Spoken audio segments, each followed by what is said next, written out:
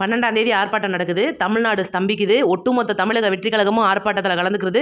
அனைவருக்கும் வணக்கம். இன்றைக்கி பார்த்தீங்கன்னா 2 விஷயத்தை பற்றி பேச போகிறோம். நான் காலையில் வீடியோவில் ஏற்கனவே சொல்லியிருப்பேன். லைட்டாக ரஞ்சனி ஆராய்ச்சியார் அவங்கள பற்றி நான் பேசிட்டு லைட்டாக விட்டுருப்பேன். அடுத்த விரிவான வீடியோ போடுறேன்னு சொல்லியிருப்பேன். அந்த ஒரு விரிவான விஷயத்தை பற்றியும் தமிழக வெற்றி கழக சார்பில் நடக்க போகிற ஒரு முக்கியமான விஷயத்தை பற்றியும் இந்த வீடியோ ஃபுல்லாக நான் விரிவாக பேச போகிறேன். முதல்ல பார்த்தீங்கன்னா ரஞ்சனா நாச்சியார் எடுத்துக்குவோம். மகளிர் தின விழாவில் பார்த்தீங்கன்னா ரஞ்சனா நாச்சியார் அவர்கள் விஜய் அவர்கள் பேசுனதுக்கு பயங்கரமாக கண்டனம் தெரிவித்து அவங்களோட அந்த ட்விட்டர் பக்கத்தில் ஒரு பேஜில் ஒரு எச்சரிக்கை மாதிரி விடுத்திருப்பாங்க. இன்றைக்கி பார்த்தீங்கன்னா பல்வேறு விதமான ஒரு குற்றச்சாட்டுகளை முன் வச்சு இன்றைக்கி விஜய் அவர்களை ரொம்பவே விமர்சனம் பண்ணிட்டு இருக்காங்க. இது நார்மலாக இப்போ கட்சியிலேருந்து ஒருத்தவங்க விமர்சனம் பண்ணுறாங்க, எதிர்கட்சியிலேருந்து விமர்சனம் பண்ணுறாங்க அப்படின்னா நம்ம அதுக்கு உடனடியாக பதில் சொல்லிட்டு இருக்கோம். ஆனால் இவங்களோட விமர்சனம் அப்படின்றது எதுக்கானதுன்னு நான் முதல்ல சொல்லிடுறேன். அவங்களோட ஒரு வரலாறை நான் லேசாக முன் வீடியோவில் தொட்டுட்டு விட்டுருப்பேன். அவங்க பிஜேபியிலேருந்து தமிழக வெற்றி கழகத்தில் இணைஞ்சவங்க எதுக்காக வந்திருக்காங்க அப்படின்னா, இன்றைக்கி தமிழக வெற்றி கழக சார்பில் நிறைய பேர் கூட்டணி பேசிகிட்டு இருக்கும்போது ஆரம்ப கட்டங்களில் பிஜேபி சைட்லேருந்தும் கூட்டணி பேசியிருந்தாங்க. நான் நிறைய இடத்துல அதை பதிவு பண்ணியிருப்பேன். அந்த ஒரு விஷயமா பார்த்தீங்கன்னா இப்போ பவன் கல்யாண் அவர்கள் மறைமுகமாக விஜய் அவர்கிட்ட நிறைய அளவில் கூட்டணி பேச்சுவார்த்தை அப்படின்றது பண்ணிட்டு இருக்காரு. ஆனால் விஜய் அவர்கள்கிட்ட ஓப்பனாக சொன்ன ஒரு விஷயம் இன்றைக்கி அவங்கக்கிட்ட சொன்னது, நாங்கள் கூட்டணிக்கு கிடையாது, கூட்டணி பேச்செல்லாம் அப்புறம் பார்த்துக்கலாம், தொங்கு சட்டசபை அமைஞ்சதுக்கப்புறம் பேசிக்கலாம். இதெல்லாம் பார்த்தீங்கன்னா இன்றைக்கி 2ஆம் கட்ட தலைவர்களுக்கு நடுவுலையும் பாஜகலேருந்து பேசுகிறவங்க மீடியேட்டர்கிட்டையும் பேச வேண்டிய விஷயமா இருக்குது. விஜய் அவர்கள்கிட்டேருந்து வந்த தெளிவான பதில் அப்படின்றது கூட்டணி கிடையாது, நாங்கள் எங்ககிட்ட வர்றவங்கள நாங்கள் கூட்டணிக்கு அரவணைச்சிக்கப்போம், அவ்வளோதான், மித்தபடி எங்கள் பாசிசத்துக்கும் பாயாசத்துக்கும் தமிழக வெற்றி கழகத்தில் வேலை இல்லை அப்படின்றது. ஆனால் பார்த்தீங்கன்னா ரஞ்சனா நாச்சியார் அவர்கள் பிஜேபி சைட்லேருந்து வந்தவங்க இன்னமும் பிஜேபியோட அவங்களுக்கு கனெக்டிங் இருக்குது.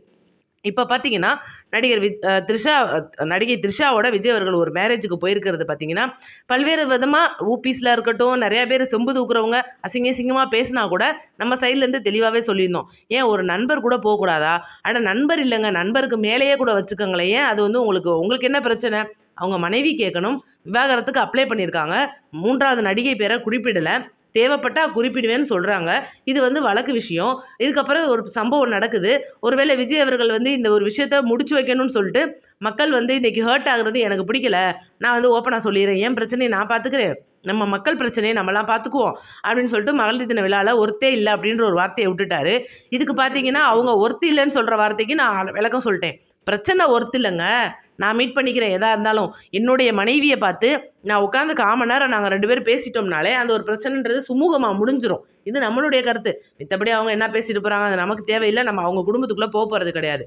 அப்படி இருக்கும்போது இன்றைக்கி இவங்க பல்வேறு விதமாக ஒரு பக்கமாக பேசுகிறாங்க. இன்றைக்கி ரஞ்சனா நாச்சியார் அவர்கள் ரொம்பவே மோசமான விமர்சனங்களை வச்சுக்கிட்டு இருக்காங்க. குறிப்பாக பார்த்தீங்கன்னா விஜய் மற்றும் அவருடைய குடும்பம், அம்மா அப்பாவாக இருக்கட்டும், இல்லை மனைவியாக இருக்கட்டும், குழந்தைகளாக இருக்கட்டும், இதுக்கு விஜய் இவங்கள் போகும்போது அதுக்கு நடுவில் ஒருத்தர் நிற்கிறாரு அப்படின்னு ஒரு குண்டை தூக்கி போடுறாங்க. அந்த நபர் யார் அப்படின்னு சொல்ல வர்றாங்கன்னா நம்மளுடைய புஷி ஆனந்த் அவர்களை. ஏன் அப்படின்னா இன்றைக்கி விஜயோட அப்பா நிறைய இடங்களில் பதிவு பண்ணியிருப்பார். விஜய் தவறானவங்கள பேச்சை கேட்டுட்டு என் பேச்சை மதிக்க மாட்டேன்றாப்ல அப்படின்னு எப்போ நடிக்கும்போது சொல்லியிருப்பாரு. அதுக்கப்புறம் பார்த்தீங்கன்னா அதே சந்திரசேகர் ஐயா பல மேடைகளில் இன்றைக்கி விஜய் அவர்கள் இவ்வளோ தூரம் ஒரு அரசியல் கட்சி தலைவராக வளர்ந்துருக்கிறதுக்கு காரணமே புஷி ஆனந்த் அவர்கள் தான். ஏன்னா இன்றைக்கி அவர் ஆல்ரெடி வேற ஒரு மாநிலத்தில் அரசியலில் இருந்து இன்றைக்கி அரசியலுக்கு வந்ததுக்கப்புறமா விஜய் அவர்களுக்கு பல்வேறு தரவான உதவிகள் பண்ணிட்டு அதுக்கப்புறம் ஒரு வெல்விஷராக செயல்பட்டு விஜய் கிட்ட இருக்கிற சில விஷமிகளை நீக்கி தள்ளியிருக்கார் அப்படின்னா இன்றைக்கி புஷி ஆனந்த் அவர்கள் தான் அந்த இடத்துல பதிவு பண்ணியிருக்கோம். நம்ம நிறைய இடத்துல பதிவு பண்ணியிருக்கோம். பிடி செல்வகுமாராக இருக்கட்டும், இன்னும் சில பேர் விஜய் மேனேஜர் அப்படின்ற பேர்லாம் பயங்கரமாக பேட்டி கொடுத்துட்டு இருப்பாங்க. அந்த செம்பு தூக்கி மீடியாக்கள் அவங்க பேசுகிறத திருப்பி வேற போட்டுகிட்டே இருப்பாங்க. அந்த மாதிரி ஒரு விஷமத்தனமாக இருக்கிறவங்கள பூரா வெளிக்கொண்டு வந்ததில் புஷி ஆனந்த் அவர்களுக்கு பெரும் பங்கு இருக்குது. இன்றைக்கி பார்த்தீங்கன்னா இந்த தேர்தல் டயத்தில் ஆதவ் அர்ஜுனாவாக இருக்கட்டும், ஜான் ஆரோக்கியசாமியாக இருக்கட்டும், இப்போ ஆதவ் அர்ஜுனாலாம் ஒரு இடத்துல நிற்க போகிறாருங்க. அவர் ஒரு கேண்டிடேட் வில்லிவாக்க தொகுதிக்கு. அவர் தான் நான் ஏற்கனவே சொல்லியிருப்பேன். நட்சத்திர தொகுதி வேட்பாளர்கள் அப்படின்ற பேரில் நான் 10 பேரோட பேரையும் நான் தெளிவாகவே சொல்லியிருப்பேன். அப்படி இருக்கும்போது அவங்க அவங்களோட வேட்பாளராக இருக்கும்போது அவங்க கட்சிக்கு உழைக்கிறாங்க, அவங்க காசை போட்டு உழைக்கிறாங்கன்றது வேறங்க.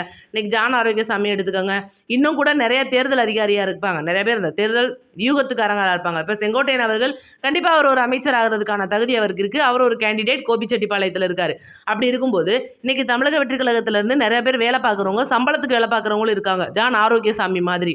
இப்போ பார்த்தீங்கன்னா ஐயநாதன் அவர்கள் தமிழக வெற்றி கழகத்தில் ஒரு தேர்தல் வியூக அதிகாரி மாதிரி செயல்பட்டு விஜய் அவர்களுக்கு நல்ல ஒரு அறிவுரைகளை வழங்கிக்கிட்டு வந்திருக்கும் போது திடீர்னு பார்த்தா செம்பு தூக்கியா மாறிட்டாப்ல, மாறிட்டு பல்வேறு சேனலில் உட்காந்து பயங்கரமாக பேசிகிட்டு இருக்காப்புல. இது நம்மளுக்கு அது தேவையில்லைன்றனால நம்ம அதை ஒதுக்கி வந்துட்டோம். நம்மளுடைய கட்சி என்னவோ அதுக்கான பணிகளை நம்ம மேற்கொள்வோம் அப்படின்னு சொல்லிட்டு ஒதுங்கி இருக்காங்க. ஆனால் இந்த ரஞ்சனா நாச்சியார் அவர்கள் இன்னைக்கு பல்வேறு விதமான ஒரு குற்றச்சாட்டை பிஜேபிக்கு விஜய் வரமாட்டாரு, ஏன்னா இவ்வளோ நாள் பேச்சுவார்த்தை நடத்தினாங்க, வந்துருவார், அந்த வந்துருவாருன்னு சொல்லிட்டு இருக்கும்போது வரல. இது நேற்று வீடியோவில் நான் சொல்லியிருப்பேன். விஜய் அவர்கள் பிஜேபிக்கு போகிறத தடுக்கிறதே நம்மளோட புசி மற்றும் செங்கோட்டையன் அவர்கள். வேண்டாம், நம்மளுடைய கட்சிக்குன்னு ஒரு அந்தஸ்து இருக்குது, நம்ம கண்டிப்பாக தமிழகத்தில் ஜெயிப்போம், நம்ம கொடுத்துருக்கிற வாக்குறுதிகள் பூராமே இன்றைக்கி மக்களுக்கு ரொம்ப தேவையானது, இது வெறும் ட்ரெய்லர் தான், மெயின் பிக்சர் இனிமேல் இருக்குது, இதுக்கான அறிவுரைகளை நான் தொடர்ந்து வழங்குறேன். இது நம்மளுடைய ஒரு தேர்தல் பிரச்சாரத்துக்கோ இல்லை தேர்தல் சம்மந்தப்பட்ட விஷயங்களுக்கோ இது கண்டிப்பாக உதவும், நம்ம தான் அடுத்த ஆட்சி அப்படின்ற மாதிரி இன்றைக்கி நம்பிக்கை கொடுக்குற விதமாக நிறைய பேர் இருக்காங்கன்னும் போது, நீங்கள் ரஞ்சனா நாச்சியார்ன்றவங்க எதுக்கு கட்சியில் இருக்கீங்க? நான் உங்களை பார்த்தே கேட்குறேன், நீங்கள் நேருக்கு நேராகவே நீங்கள் கட்சியிலேருந்து என்னத்தை கிழிச்சிட்டீங்கன்னு சொல்லுங்கள் எனக்கு பதில். பஸ்ஸில் போகிற பிள்ளைகளை தூக்கி போட்டு அடிச்சிட்டா நீங்கள் அவ்வளோ பெரிய ஆளா? நான் இல்லை, நீங்கள் விஜய் அவர்களுக்கு நான் உங்களுக்கு நெகட்டிவிட்டி ஏற்படுத்த போகிறேன், நான் சொல்கிறது நீங்கள் கேட்கலைன்ற அளவுக்கு நீங்கள் பேட்டி கொடுத்துட்டா நம்ம தமிழக மக்கள்லாம் முட்டாள்னு நினச்சிட்டு இருக்கீங்களா? ஏன்னா ஏற்கனவே இந்த பிரச்சனை வந்துச்சு, பூதாகரம்பாக கிளம்புச்சு, அதுக்கான பதில் விஜய் அவர்களும் மேடையில் வச்சு சொல்லியிருக்காரு. அதுக்கான பதிலாக இன்றைக்கி தமிழக வெற்றி கழக சார்பில் இருக்கிற நிறையா பேர் பொதுமக்கள்கிட்ட புரிய வச்சுக்கிட்டு இருக்கோம். அப்போ சங்கீதா அவர்கள் அப்படி மீறி கோபம் இருந்தால் அவங்க அந்த வீடியோ பார்த்துருக்க மாட்டாங்களா? அதுக்கான பதில் கேட்டிருக்க மாட்டாங்களா? இன்றைக்கி நீலாங்கரை வீட்டை விஜய் அவர்கள் சங்கீதாவுக்கு கொடுக்கலன்னு ரஞ்சனா நாச்சியாருக்கு பெரிய அளவில் கோவம் வருது. அப்போ நான் என்ன கேட்குறேன், ஒரு கணவன் மனைவிக்கு பிரச்சனைங்க, கணவன் மனைவிக்கு பிரச்சனை, மனைவி கணவனுக்கு பிரச்சனை, 2 பேரும் மனசு ஒப்பி பிரிஞ்சிடுறாங்க. இன்னும் பிரிய அளவுக்கு வரல, ஆனால் பிரிய போகிறாங்க.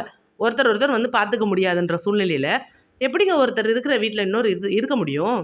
இது உங்களுக்கு புரியாதா? நீங்கள் எவ்வளோ பெரிய ஆளாக இருக்கீங்க, உங்களுக்கு அது ஏன் புரிய மாட்டேங்குது? இப்போ இப்போ 2 பேராலே ஒரே வீட்டில் வசிக்க முடியாத சூழ்நிலை இருக்கும்போது எப்படி நீலாங்கரை வீட்டை இன்றைக்கி சங்கீதா அவர்களுக்கு விஜய் அவர்களால் கொடுக்க முடியும்? 2 பேரும் ஒரே வீட்டில் இருக்கிறது அப்படின்றது சாத்தியம் இல்லாதது, ஏன்னா மனசு ஒப்பி போல. அப்படின்னும் போது சங்கீதா வைக்கிற குற்றச்சாட்டுக்கு இன்றைக்கி கொடை பிடிச்சிட்டு சொம்பு தூக்கிட்டு வர நம்ம ரஞ்சனா நாச்சியார் அவர்கள் இவ்வளோ நாள் எங்கே போனீங்க? ஏன் இவ்வளோ நாள் கேள்வி நீங்கள் கேட்காம விட்டீங்க? இன்றைக்கி விஜய் அவர்கள் இன்றைக்கி ஒரு கல்யாணத்துக்கு வர்றாருன்னு போது அவர் மேலே நீங்கள் தப்பான அலிகேஷனை ஏன் சுமத்துறீங்க? பொதுமக்கள் தெளிவாக இருக்காங்க, தெளிவாக இருந்து புரிஞ்சுக்கிட்டாங்க.